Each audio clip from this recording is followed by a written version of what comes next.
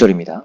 네가 만일 내 입으로 예수를 나의 주인입니다 라고 시인하고 또 하나님께서 그를 죽은 자 가운데서 살리신 것을 네 마음에 믿으면 구원을 받으리라. 이게 바로 구원의 원리다 라고 이야기합니다. 이들에게 있어서요, 나의 주인이다 라고 이야기하는 존재는 오직 성부 하나님밖에는 없었어요. 그런데 이제는 예수를 나의 주인이라고 고백해라 라는 겁니다. 또 우리 성부 하나님께서 예수를 죽은 자 가운데서 살리신 것, 바로 구약에 이미 명시되어 있었던 메시아가 바로 예수 그분이었다라는 것을 마음에 믿으라는 거예요. 진정한 메시아였다라는 것, 하나님의 아들이었다라는 것을 믿으라는 겁니다. 그러면은 구원을 받는 거다. 바로 행위 구원이 아니라 이 원리로 구원을 얻는 거야 라고 다시 한번 설명을 해주죠. 한 가지 사례를 말씀드리겠습니다.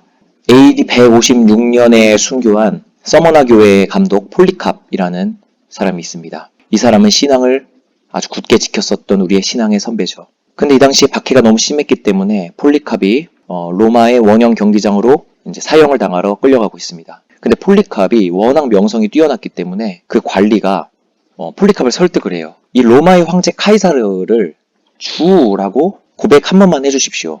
그럼 당신의 목숨은 살 수 있습니다. 라고 설득을 해요. 관리들이요. 근데 그때 폴리캅은 이렇게 말합니다. 86년 동안 나는 그리스도의 종이었는데 나의 주인 예수 그리스도는 나에게 단 한 번도 잘못을 하지 않으셨습니다. 어찌 내가 나를 구원하신 나의 주인을 모독할 수 있겠습니까? 라고 하면서 카이사르를 주라고 부르기를 거절을 해요. 여러분, 이 예화에서 우리가 결론을 맺어야 될 것은요, 전 세계를 지배했었던 로마, 그리고 그 로마의 주인이었던 카이사르, 이 주는 지금은 죽었습니다. 없어요. 하지만 우리의 주인 예수 그리스도는 아직도 살아계십니다. 이 부분이 여러분들의 가슴을 뜨겁게 하였으면 좋겠습니다. 10절입니다. 사람이 마음으로 믿어 의에 이르고 입으로 시인하여 구원에 이르느니라. 이 부분은요, 마음으로 믿는 거에서 끝나는 게 아니라는 거예요. 우리의 믿음은요, 마음으로 믿기만 하면 끝나는 것이 아니래요. 그래서 막 살아도 되는 것이 아니라는 겁니다. 바로 우리가 입으로 시인하여 구원에 이르는 거다 라고 얘기합니다. 마음으로 믿기만 하면 그 어떤 행위와 상관없이 구원을 받을 수 있다는 잘못된 복음을 여기서는 이야기하고 있는 겁니다. 행위 변화와 상관없는 오직 믿음이란, 이것은 오류예요. 믿음은 우리의 입술과 행위를 필연적으로 변화시킵니다. 마음만 믿는다고 해서 전부가 아니라는 점을 로마서에서는 계속 명시하고 있어요. 11절입니다. 성경에 이르되 누구든지 그를 믿는 자는 부끄러움을 당하지 아니하리라 하니, 이 부끄러움 앞에서 원죄를 떠올려 볼 수 있습니다.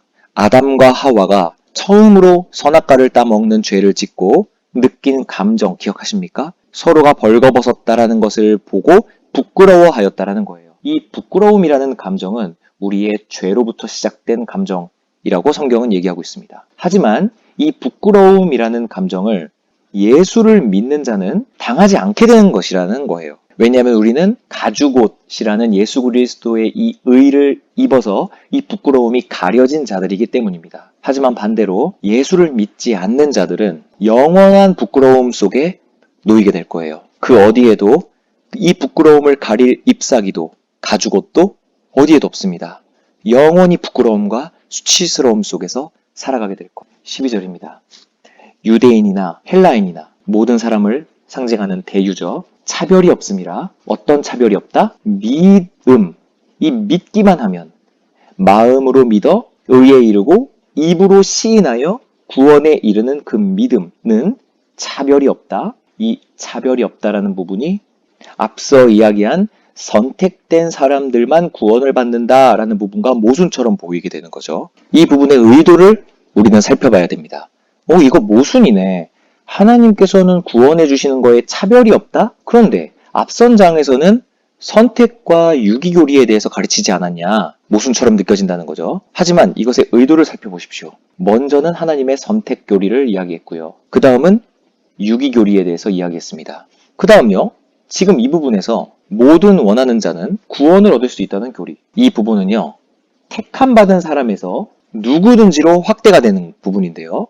바로 복음 전파. 이 복음 전파에 대한 당위성을 설명하기 위한 바울의 논조입니다. 바라보는 측면이 다른 거예요. 앞선 장에서는 구원을 하나님의 관점, 하나님의 측면에서 봤을 땐 우리를 선택하시는 그 선택과 유기 부분입니다.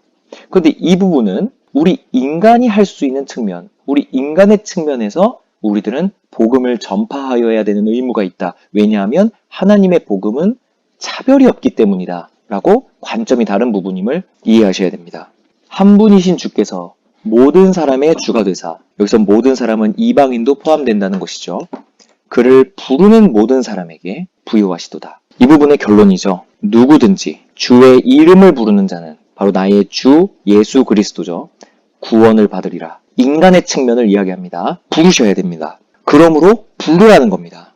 여러분, 누군가가 제가 구원을 얻기 위해서는 어떻게 해야 합니까? 라고 물어본다면, 그리고 여러분들 스스로가 나 마음속에서 내가 구원을 얻기 위해서는 어떻게 해야 할까? 라고 질문할 때에 우리는 답변을 하나님의 측면에서 감히 그건 하나님의 섭리야. 하나님이 너를 선택하셨으면 너는 구원받겠지. 하지만 하나님께서 너를 유기하셨으면 넌 미안하지만 안녕 이렇게 말할 수가 없다라는 거예요. 그거는 바울의 논조를 살펴보십시오.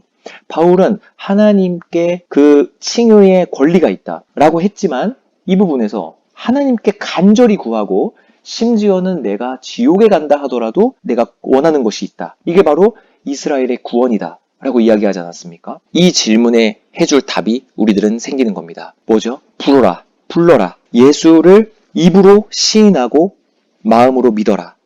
이것이 우리 측면에서 해줄 수 있는 말이라는 거예요. 그러므로 우리는 전도의 당위성이 생기는 겁니다. 예정을 믿으면 구원을 전할 동기를 파괴시킨다 라는 주장이 있습니다. 하나님이 아무튼 구원하시기로 정한 사람을 구원하실 텐데 내가 전도를 굳이 뭐하러 하냐는 겁니다. 이 질문에 대한 성경의 대답은 하나님이 목적은 물론이고 그 목적을 이루는 수단도 정해놓으셨다라는 것을 성경은 이야기하고 있어요. 이 원리는 우리의 모든 것이 하나님께서 정해놓으셨는데 뭐하러 간구기도를 해야 하는가라는 점에서도 적용할 수 있습니다. 만약에 구원이 하나님의 예지와 예정이 아니라 실제로 우리의 노력에 100% 달려있다고 가정을 해봅시다. 그럼요. 내가 전도를 하는 과정에서 뭔가 잘못을 하면 어떻게 되겠습니까? 질문에 잘못 답변해주거나 다른 사람들이 기독교를 싸잡아서 싫어할 만한 짓을 내가 어쩌다 행한다면 여러분들은 어떻게 하나님의 벌에서 자유로울 수 있겠어요? 이런 경우에 나의 무지, 행동 때문에 사람들의 구원에 책임을 지게 될 거예요. 그런 생각이 전도를 해야겠다는 동력으로 작용을 할 수 있을까요? 이런 생각은 우리로 하여금 무슨 일을 하거나 무슨 말을 하는 것을 오히려 두렵게 합니다. 아무도 책임지지 않으려고 전도하러 나가지 않게 될 거예요. 하지만 이 말을 뒤집어 보십시오. 예정론 다음에 이 선교에 대한 의무를 이야기하는 부분. 하나님께서 사람들의 구원을 선택해 놓으신 것이라면 나는 말씀을 증거하면서 마음 놓고 용기를 가질 수가 있어요. 오히려요. 나는 하나님이 구원하시기로 정하신 자들을 구원하실 것이며 나의 증거가 아주 연약하고 정확하지 않더라도 그 증거가 하나님이 택하신 방법이라면 나의 증거를 들어 쓰시겠군 라고 생각하게 한다는 거예요. 이것이 더 전도에 동력을 주게 되는 겁니다. 우리의 전도 역시 하나님을 기쁘시게 하는 것이 목적이지 전도하여 하나님의 부족한 사역에 뭘 보태드리려는 게 아닌 점을 기억하십시오. 자녀가 부모님께 식사를 대접하는 것은 자녀와 함께 식탁에 앉아있는 부모의 기쁨을 위해서지 부모님이 배가 고파서 밥 주는 게 아닌 겁니다. 14절입니다. 그런즉 그들이 믿지 아니하는 일을 어찌 물으리요? 듣지도 못한 일을 어찌 믿으리요? 전파하는 자가 없이 어찌 들으리요? 보내심을 받지 아니하였으면 어찌 전파하리요? 기록된 바 아름답도다 좋은 소식을 전하는 발이여 함과 같으니라. 이 부분은요. 이사야 52장 7절을 인용한 부분입니다. 이 부분의 배경 지식을 간략하게 설명해 드리면요. 이스라엘이 바벨론의 포로로 잡혀갔었을 때 이스라엘에 대한 위로를 말해주고 있는 부분이에요. 이스라엘의 원수들이 멸망했고 하나님이 승리를 거두셨다는 소식을 전하기 위해 언덕 위로 뛰어오는 한 사람의 모습이에요. 아름답다, 좋은 소식을 전하는 자들의 발. 여기서 좋은 소식이 바로 하나님이 승리하였다. 원수들을 물리치셨다. 라는 그 소식을 전하는 자들의 발이에요. 지금 전도를 하는 자들은 이 소식을 전하고 있다는 겁니다. 하나님이 승리하셨어. 그 승리하신 하나님을 네가 마음으로 믿고 입으로 시인해. 예수를 나의 주로 부르라. 그러면은 너와 내 집이 구원을 얻으리라. 우리 그리스도인들에게 있어서의 아름다움은 이런 메시지를 전하는 것입니다. 외적인 아름다움은 예수님께서도 지니시지 않으셨고 하나님께서도 무관심한 것이고 심지어 나의 올무가 될 수가 있습니다. 성경에서 말하는 아름다움이란 바로 승리의 소식, 우리 주 예수 그리스도를 전하는 그 복음 전도에 아름다움이 있다라고 말하고 있습니다.